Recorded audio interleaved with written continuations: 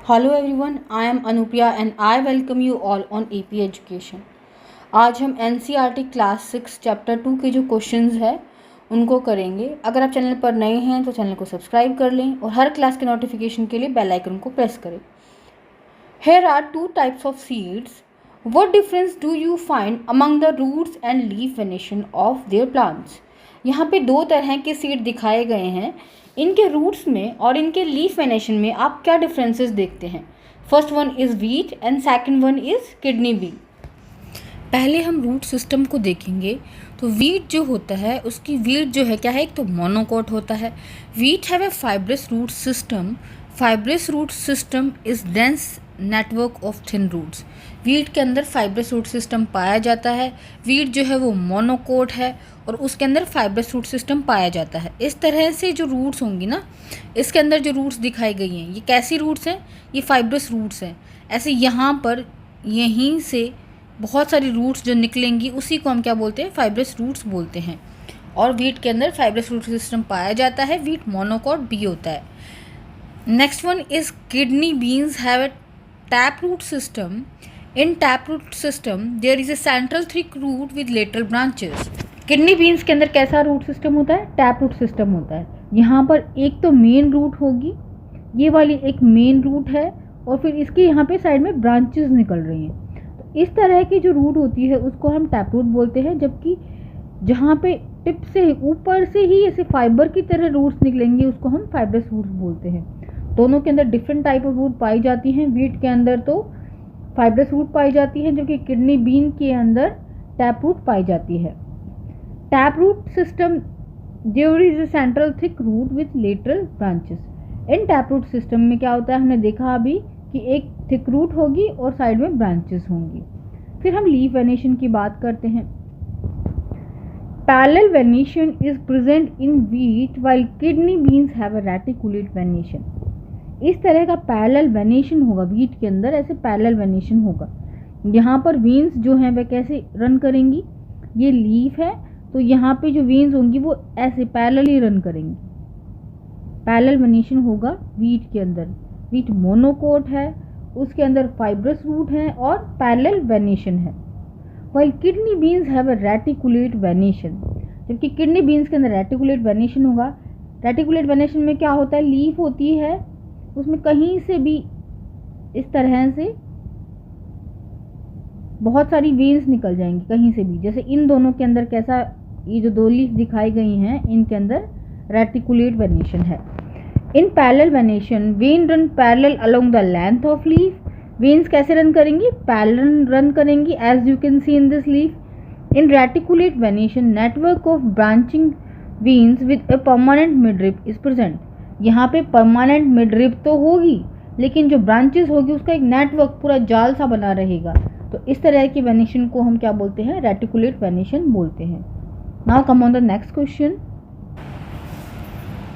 Question number 2, name of some animals are given below, group them based on their habitats. यहाँ पे कुछ animals के नाम दिए गए हैं, उनकी कौन कौन सी हैबिटेट है उसके बेसिस पे उनको ग्रुप करेंगे।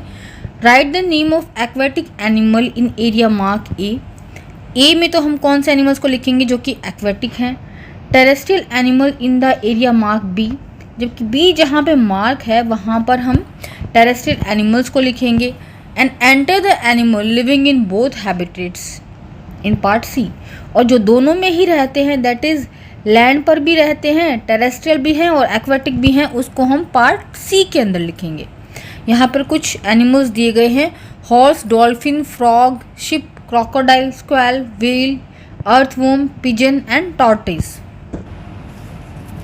एक्वेटिक एनिमल्स में तो डॉल्फिन और व्हेल आ जाएंगे, जबकि टेरेस्ट्रियल एनिमल्स के अंदर आएंगे horse, sheep, squirrel, earthworm and pigeon.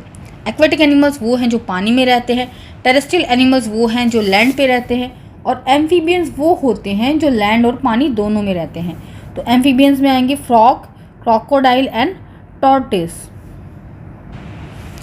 Next question is Manju's mother maintain एक किचन गार्डन। मंजू की जो मदर है वो एक किचन गार्डन मेंटेन करती हैं। One day she was digging out radish from the soil. एक दिन क्या कर रही थी वो, उन्होंने रेडिश ग्रो कर रखी थी, उसको डिग आउट कर रही थी, सॉइल से बाहर निकाल रही थी। She told Manu radish is a kind of root. उन्होंने मनु को बोला कि भाई रेडिश जो है एक तरह की रूट है। Examine a radish and write what type of root it is. आप रेडिश को एग्जामिन करें और ये बताएं कि रेडिश किस तरह की रूट है। What type of venation would you observe in the leaf of radish plant. और जो लीव्स होती है रेडिश प्लांट की, उनके अंदर आपको किस तरह का वेनेशन दिखता है। Radish is a type of root known as tap root. Radish जो है वो रूट होती है, और वो कौन सी रूट होती है, टैप रूट होती है। इसके अंदर क्या एक मेन रूट है, यहाँ पर रेडिश पूरी एक मेन रूट की तरह है, और यहाँ पर लेटरल में उसके छोटे छोटे फाइबर्स हैं, तो ये टैप रूट होती है। जो कि फाइब्रस रूट में क्या था, यहीं से बहुत सारी रूट्स निकलना स्टार्ट हो गई थी। तो रेडिश जो है वो टैप रूट है। Tap root are thick primary root that grow deep into the soil other than with a conical shape. Tap root वो रूट्स होती हैं जो कि सॉइल के अंदर ग्रो करेंगी और कैसी होंगी, कॉनिकल होंगी शेप के अंदर। अब लीफ वेनेशन कैसा होगा इनके अंदर। The leaf of radish plant exhibit reticulate venation which is a typical of dicotyledon plant. इसके अंदर जो वेनेशन होगा वो रेटिकुलेट वेनेशन होगा। जो टैप रूट होती हैं, टैप रूट्स जो होती हैं, टैप रूट्स, उनके अंदर रेटिकुलेट वेनेशन होता है। एक तो रेटिकुलेट वेनेशन होता है, एंड सेकंड वन प्लांट कैसे होंगे, वो डाइकोट प्लांट्स होते हैं, डाइकोट प्लांट्स होते हैं। इसका हम अपोजिट कर लेंगे, जो मोनोकोट होते हैं उनके अंदर कैसा होता है, फाइब्रस रूट सिस्टम होता है उनके अंदर।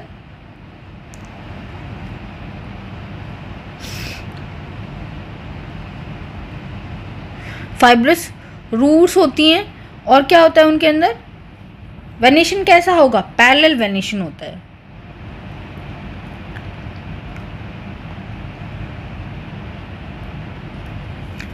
तो जो रेडिश है उसके अंदर तो रेटिकुलेट वेनेशन है, ये डाइकोटिलिडन प्लांट भी है। This venation pattern consist of A prominent central vein with small when branching out forming a network. यहाँ पे क्या होगा, एक सेंट्रल प्रोमिनेंट वेन तो है, लेकिन बहुत सारी लेटरल वेन्स है, ऐसे ब्रांच बना रही है, पूरी लेटरल वेन्स है ना, कहीं से भी निकल रही हैं, वो पैरेलल नहीं है। Look at the image of mountain goat and a goat found in plains. Point out the similarities and differences between them. What are the reason for those differences? आप माउंटेन गोट को देखें और जो plane में गोट पाई जाती है उसको देखें, उसके अंदर क्या क्या सिमिलरिटीज़ हैं और क्या क्या डिफरेंसेस हैं। ये माउंटेन गोट है और ये वो गोट है जो कि हमें प्लेन एरियाज़ में मिलती है। अगर सिमिलरिटीज़ की बात की जाए तो both are goats and belong to same family. दोनों ही गॉड हैं और एक ही फैमिली से बिलोंग करती हैं। बोथ आर हर्बीवोर्स, दोनों के दोनों हर्बीवोर्स भी हैं, हर्ब्स को खाती हैं, ग्रास खाती हैं। That is they eat plant including root, stem, leaves etcetera.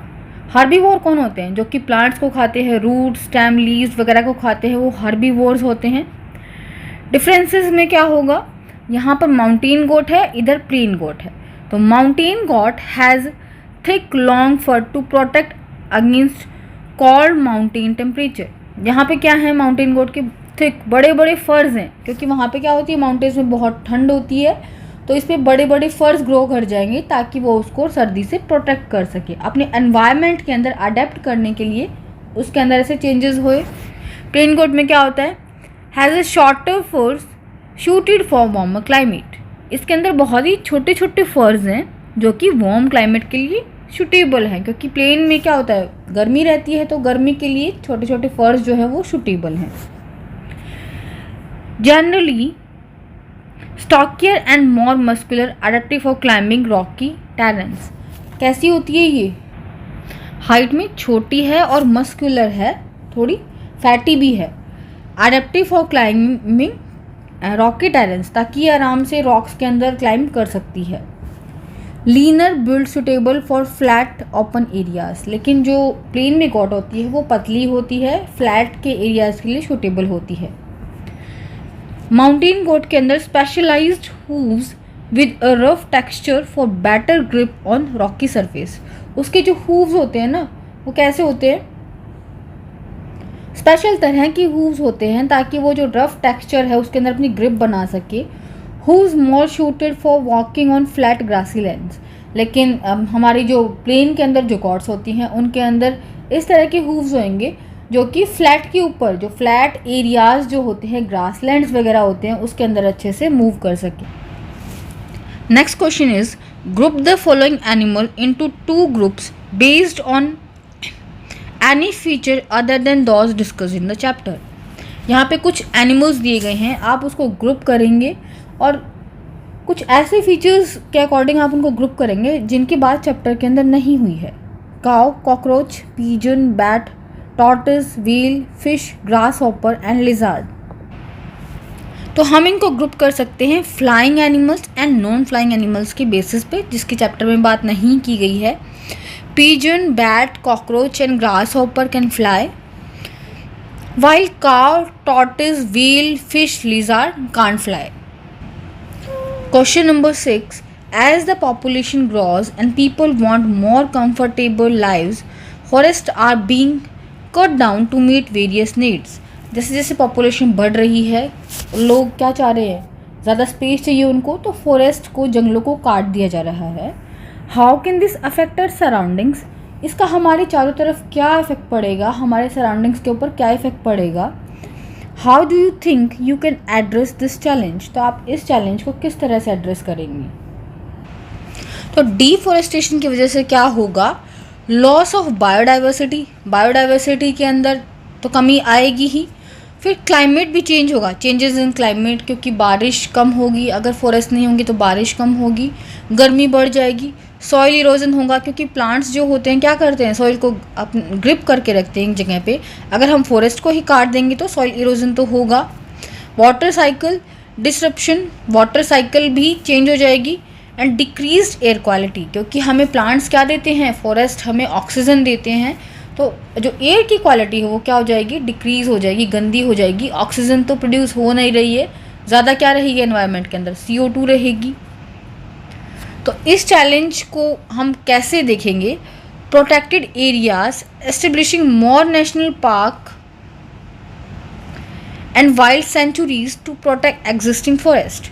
ज़्यादा से ज़्यादा नेशनल पार्क और वाइल्ड सेंचुरीज को क्या किया जाए, एस्टेब्लिश किया जाए, ताकि हम फॉरेस्ट को प्रोटेक्ट कर सकें, क्योंकि फॉरेस्ट तो भी बहुत ही ज़्यादा इम्पॉर्टेंट है। अगर हमारी एयर अच्छी नहीं होगी तो हमारे अंदर बहुत सारी बीमारियां भी हो सकती हैं, हेल्थ इश्यूज़ हो जाएंगे बहुत सारे। तो ये बहुत इम्पॉर्टेंट है कि हम एयर को क्लीन रखें और फॉरेस्ट को कट डाउन ना करें। तो उसके लिए प्रोटेक्टेड एरियाज़ बनाए जा सकते हैं जहाँ पर पेड़ों को ना काटा जाए, फॉरेस्ट को ना काटा जाए। Community involvement, engaging local communities in forest conservation effort, we should plant more trees near our surroundings. वहाँ पे जो भी कम्युनिटी रह रही है उसको आप इन्वॉल्व कर सकते हैं कि भाई आप ये फॉरेस्ट को काट रहे हैं, इसको काटने से बचाया जाए, ताकि हम एनवायरनमेंट को सेव कर सकें। और हमें ज़्यादा से ज़्यादा प्लांट को अपने आसपास ग्रो करना चाहिए। Analyse the flow chart, what can be examples of A and B। यहाँ पे एक फ्लो चार्ट दिया गया है, इसको आप एनालाइज करें। A और B जो है वो क्या हो सकते हैं, प्लांट्स हैं। Yes. Does it have a leaf? Yes. Does it have a reticulate venation? Yes. A का तो क्या है, रेटिकुलेट वेनेशन है, बल्कि दूसरे का रेटिकुलेट वेनेशन नहीं है। Examples of A, these are plants that have a reticulate venation in their leaves. ये वो प्लांट है जिसके अंदर कौन सा है, रेटिकुलेट वेनेशन है उनकी लीव्स के अंदर। रेटिकुलेट वेनेशन आप जानते हैं, एक मेन वेन होती है, ऐसे एक मेन वेन तो होगी लेकिन साइड में कहीं से भी कोई भी वेन ग्रो कर रही है, ऐसे नेटवर्क सा बना हुआ, वो रेटिकुलेट वेनेशन होता है। Mango, hibiscus, rose, chickpea and mustard, इनके अंदर रेटिकुलेट वेनेशन पाया जाता है। Examples of B, these are plant that do not have reticulate venation. ये वो प्लांट हैं जिसके अंदर रेटिकुलेट वेनेशन तो नहीं है। रेटिकुलेट वेनेशन नहीं है तो कौन सा वेनेशन होगा, पैरेलल वेनेशन होगा। एग्जाम्पल है wheat, maize, grass, these are examples of parallel venation. Question number 8, Raj argues with his friend Sanjay that Gudhal hibiscus plant is a shrub. राज अपने एक फ्रेंड के साथ आर्ग्यू कर रहा है कि भाई जो गुड़हल है वो एक हिबिस्कस प्लांट जो होता है वो एक शर्ब है. What question can Sanjay ask for clarification. तो संजय उससे क्या क्वेश्चन पूछ सकता है ये क्लैरिफाई करने के लिए कि वो एक शर्ब है. तो शर्ब की ही क्वालिटीज़ को हम देख लेंगे, तो उन्हीं के बारे में वो क्वेश्चन कर लेगा. तो वो पूछ सकता है what is nature of stem, stem का नेचर कैसा है.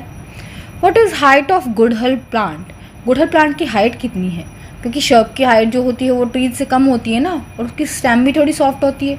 तो स्टेम का पूछेगा, उसकी हाइट के बारे में पूछ लेगा.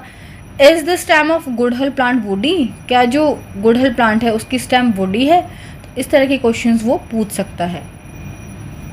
Question number 9, based on the information in the table find out example of these plant for each group. यहाँ पे कुछ इन्फॉर्मेशन दी गई है, तो आप उस ग्रुप से बिलोंग करते हुए प्लांट के एग्जाम्पल के बारे में बताएंगे. ग्रुप ए के अंदर क्या है, डाइकोट हैं, उनके अंदर टैप रूट होती है, उसके एग्जाम्पल्स के बारे में आपको बताना है. ग्रुप बी के अंदर मोनोकॉट है, मोनोकॉट की कैसी रूट होती है, फाइब्रस रूट होती है, उसके भी एग्जाम्पल्स के बारे में बताना है. What other similarities do plant of group A have, group A के प्लांट है उसके अंदर कौन कौन सी सिमिलरिटीज़ होंगी. What other similarities do plant of group B have, और ग्रुप बी में कौन सी सिमिलरिटीज़ होंगी. Examples of group A and B. Group A में rose, mango, radish, carrot, hibiscus आ जाएगा, जबकि ग्रुप बी के अंदर grass, wheat, onion, maize, rice ऐसे एग्जाम्पल्स आ जाएंगे. Similarities of plant in group A. Plant in group A dicots typically have leaves with reticulate venation. जो group A के अंदर प्लांट्स होते हैं वो डाइकॉट है और उनके अंदर रेटिकुलेट वेनेशन होता है लीव्स के अंदर. Similarities of plant in group B. Plant in group B monocots generally have a leaves with parallel venation, जबकि ग्रुप बी के अंदर जो प्लांट्स हैं वो मोनोकॉट्स हैं और उनकी लीव्स के अंदर पैरेलल वेनेशन होता है. तो ये जो है वो सिमिलरिटीज़ हैं, ग्रुप ए और ग्रुप बी के प्लांट्स के आपस में सिमिलरिटीज़ है. Now last question is, observe the labeled part of duck in the picture given below. जो लेबल किया गया है ना पार्ट डक का, उसके फीट को लेबल किया गया है वेब्ड फीट, उसको आप देखें. What difference do you observe in the feet of duck compared to other animals? तो जो डक के जो फीट हैं वो आपको क्या उनमें डिफरेंस दिख रहा है दूसरे एनिमल्स के कंपैरिजन में, उसके फीट्स के अंदर क्या डिफरेंस है. Which activity would the duck be able to perform using this part? और अपने इन फीट्स का यूज़ करके डक जो है वो कौन सी एक्टिविटी कर सकता है. हम देख रहे हैं पीजन के तो ऐसे फीट्स नहीं हैं, बल्कि जो डक के वेब्ड फीट हैं. Differences in the feet.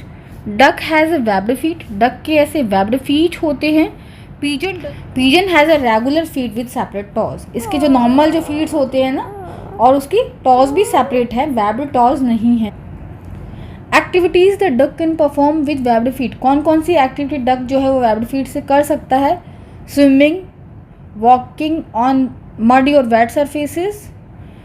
तो डक क्या कर पाएगा, स्विम कर पाएगा. The webbed feet of duck help the duck to paddle through water efficiently. Webbed feet की वजह से आराम से जो डक है वो पैडल कर पाएगा वाटर के अंदर, स्विम कर पाएगा. वॉकिंग ऑन मडी और वेट सरफेसेस, जो भी मडी और वेट सरफेस है उसके अंदर वॉक भी कर पाएगा इजीली से.